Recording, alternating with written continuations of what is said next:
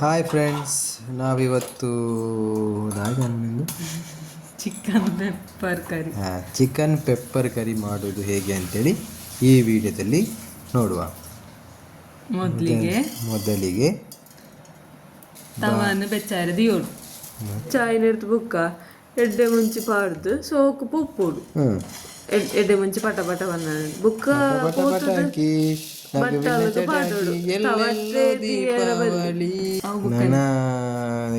ಕೊತ್ತಂಬರಿ ಜೀರಿಗೆ ಅವೇನು ಪೂರ ಪೋಪೋಡು ಚೆನ್ನಾಗಿ ಪೋಪಬೇಕು. ಎಲ್ಲ ಬಿಸಿಯಾದನದನ್ನು ಗ್ರೈಂಡರ್ಲ್ಲ ಹಾಕಿ ಚೆನ್ನಾಗಿ ಹುಡಿ ಮಾಡಬೇಕು. ಮಿಕ್ಸಿ ಅಂದರೆ ಗ್ರೈಂಡ್ ಮಾಡೋದು ಅಂತ ಹೇಳುದು ಮಾರೆ ನಾನು ಮತ್ತು ಇದಕ್ಕೆ ನೀರುಳ್ಳಿಯ ಚೋಲಿ ತೆಗಿಬೇಕು. ಚೋಲಿ ತೆಗೆದು ಚೆನ್ನಾಗಿ ಮೂರಬೇಕು.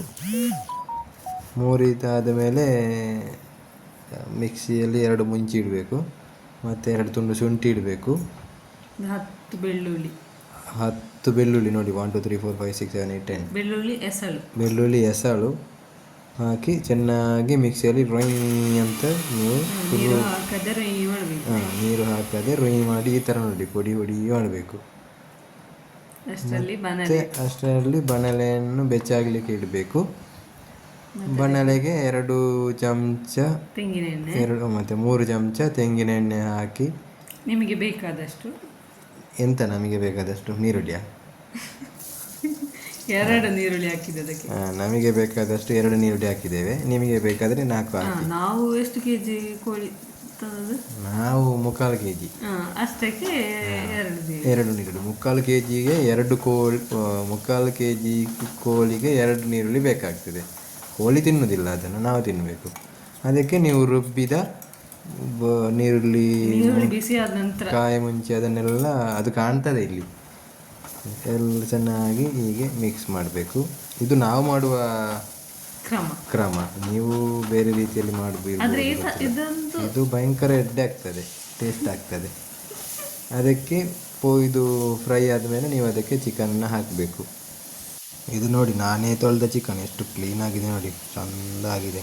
ಮತ್ತು ಚೆನ್ನಾಗಿ ಮಿಕ್ಸ್ ಮಾಡಬೇಕು ಚಿಕನನ್ನು. ನೀರುಳ್ಳಿ ಮತ್ತು ನಾವೇನು ಗ್ರೈಂಡ್ ಮಾಡಿದ ಮಿಕ್ಸ್ ಏನಿದೆ ಅದೆಲ್ಲ ಚೆನ್ನಾಗಿ ಮಿಕ್ಸ್ ಮಾಡಬೇಕು.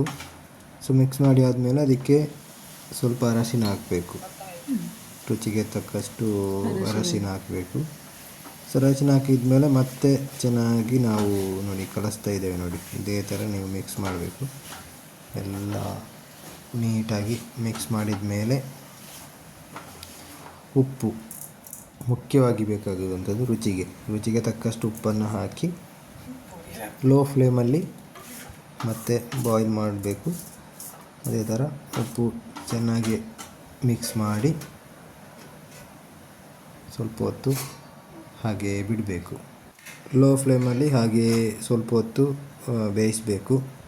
ಸ್ವಲ್ಪ ಹೊತ್ತಾದಮೇಲೆ ಮತ್ತೆ ಒಂದು ಸಲ ಅದಕ್ಕೆ ಸೌಟು ಹಾಕಿ ಚೆನ್ನಾಗಿ ಮಿಕ್ಸ್ ಮಾಡಬೇಕು. ಯಾಕಂತ ಹೇಳಿದರೆ ಅಡಿ ಹಿಡಿಬಾರ್ದಲ್ಲ, ಅಲ್ಯೂಮಿನಿಯಂ ಪಾತ್ರೆ ಆಗಿರೋದ್ರಿಂದ ಗ್ಯಾಸಲ್ಲಿ ಅಡಿ ಹಿಡಿಯುವಂಥ ಚಾನ್ಸ್ ಜಾಸ್ತಿ ಇರ್ತದೆ. ಹಾಗಾಗಿ ಆವಾಗ ನಾವು ನೋಡ್ತಾ ಇರಬೇಕು.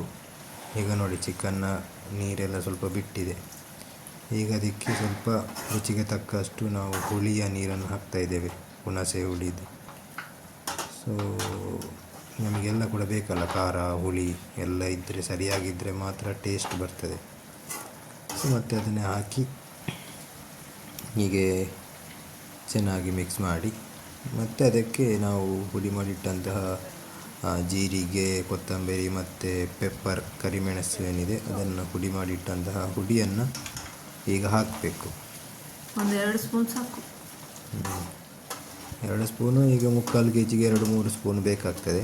ಮತ್ತು ನಿಮಗೆ ಜಾಸ್ತಿ ಸ್ಪೈಸಿ ಖಾರ ಬೇಕಂತಿದ್ರೆ ನೀವು ಜಾಸ್ತಿ ಕೂಡ ಹಾಕ್ಬೋದು.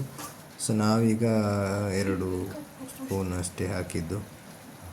ಸೊ ಮತ್ತು ಸ್ವಲ್ಪ ಬೇಯಲಿಕ್ಕೆ, ಕರಿಮೆಣಸು ಬೇಯಲಿಕ್ಕೆ ನೀವು ಬಿಡಬೇಕು. ಅದಾದಮೇಲೆ ನೋಡಿ, ಈ ಥರ ಆಲ್ಮೋಸ್ಟ್ ರೆಡಿ ಆಗ್ತಾ ಬಂದಿದೆ. ನಿಮಗೆ ಸ್ವಲ್ಪ ನೀರು ಬೇಕಾದರೆ ನೀರು ಕೂಡ ಹಾಕ್ಬೋದು. ಗಸಿ ಥರ ಬೇಕಾದರೆ ನಿಮಗೆ ಈ ಥರ ಇಡ್ಬೋದು. ಸೊ ಚೆನ್ನಾಗಿ ಈಗ ಬೇಯ್ತಾ ಬಂದಿದೆ ನೋಡಿ, ಆಲ್ಮೋಸ್ಟ್ ರೆಡಿಯಾಗಿದೆ. ನಾವಿದಕ್ಕೆ ಸ್ವಲ್ಪ ನೀರು ಮಿಕ್ಸ್ ಮಾಡ್ತಾ ಇದ್ದೇವೆ.